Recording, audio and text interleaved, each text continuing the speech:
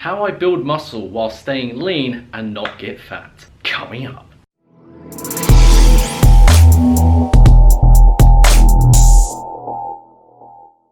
Crew members, welcome back to the channel, my friends. How are you doing today? If this is your first time here on this channel, then make sure to subscribe to the channel now and turn on post notifications, because if you're new to body training calisthenics, then this is your go-to channel and will be your home of body strength training. So make sure you hit that button and turn on that bell. Right, so I've been getting asked more recently, like, Jake, how are you able to, as the months have gone by, you've been able to actually build strength, build muscle, while, not actually gaining any fat whatsoever. If anything, if you look at my progress, since I started JG Calisthenics as a YouTube channel, if anything, it looks like I've got less fat on me. But it wasn't always like this, because when I used to spend months in the gym, I was doing all the bulk and cutting methods, and each time I did it, each time I bulked to build muscle and cut to lose fat, I just got more insecure and more conscious with how I felt and looked, because one time I would be pretty fluffy and splodgy, I guess you can say, and then next thing I just felt like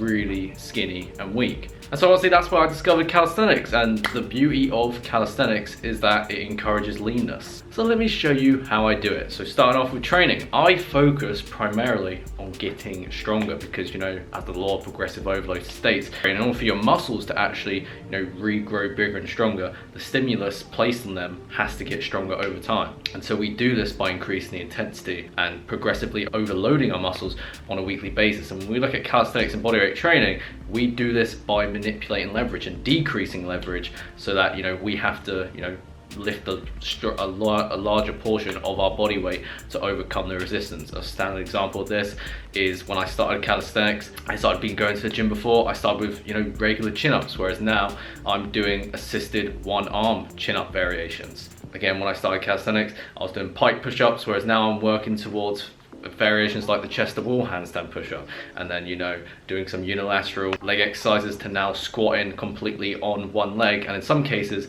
doing this with added weight. These are all examples of progressive overload, and by applying progressive overload and getting stronger on a weekly basis every workout, your muscles during recovery have to regrow and rebuild stronger to adapt to the greatest stimulus placed upon them. And by the way, I've already made a video on progressive overload, which you can check out right here. Ignore the haircut, I know it was dreadful, you don't need to remind me.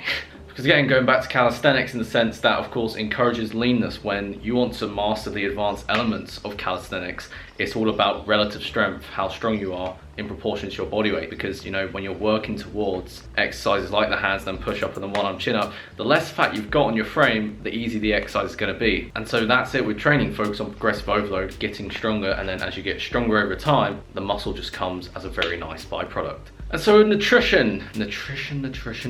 For me, it's all about basing it on the baseline level, if that makes sense. So usually I eat around maintenance calories, which is around 2,600 calories a day. And with that said, I will discuss later of how sometimes where I may eat a bit more or a bit less.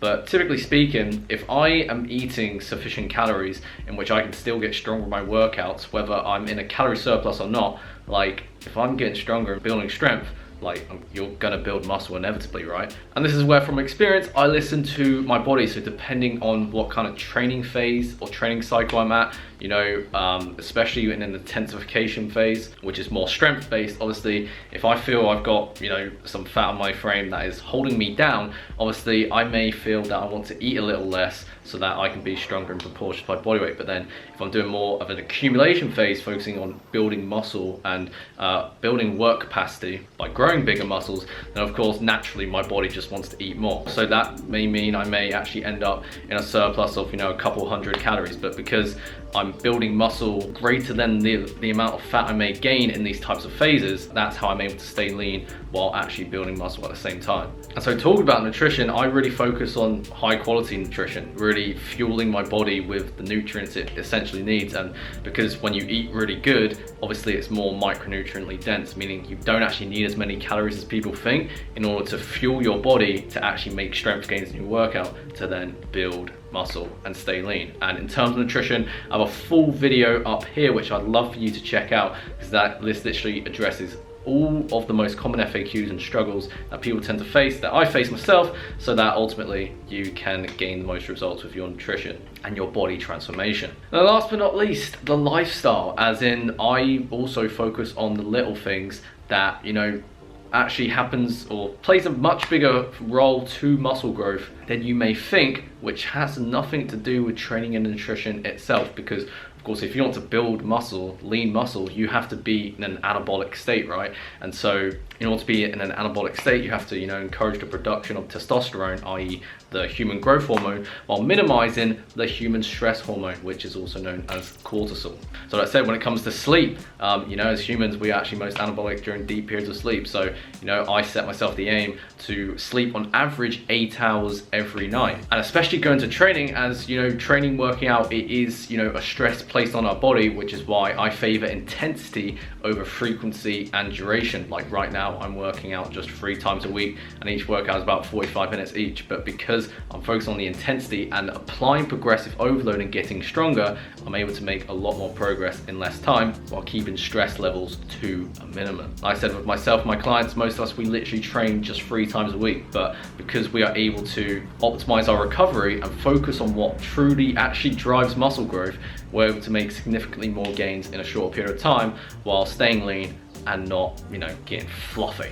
And so the take-home message is really, if you focus on what truly matters, as in, you know, getting stronger in your workouts and focusing on high quality nutrition and eating sufficient calories based on how your body feels, based on your workout performances, and then focusing on the small things to optimize your recovery and minimize stress, that is how you yourself can build a lean, muscular, and confident body, so that you can look and feel awesome all year round, all 12 months of the year, rather than, you know, just half the year if you were to bulk up and get fat and then cut down and then kind of feel like you're in the same place you were before. And so if you are seeking for further support in regards to your health, your fitness, and your calisthenics, of course I do offer online coaching as well as free guides and resources over at my website, jgcalisthenics.co.uk, which you can check out down in the description below to see how I can serve you to a higher standard. And so all in all, if you enjoyed this video, then make sure to give this video a thumbs up and comment down below that this video came a good hand to you, and also what else you want to see in the near future, so again I can make more videos on this YouTube channel so that you can maximize your results.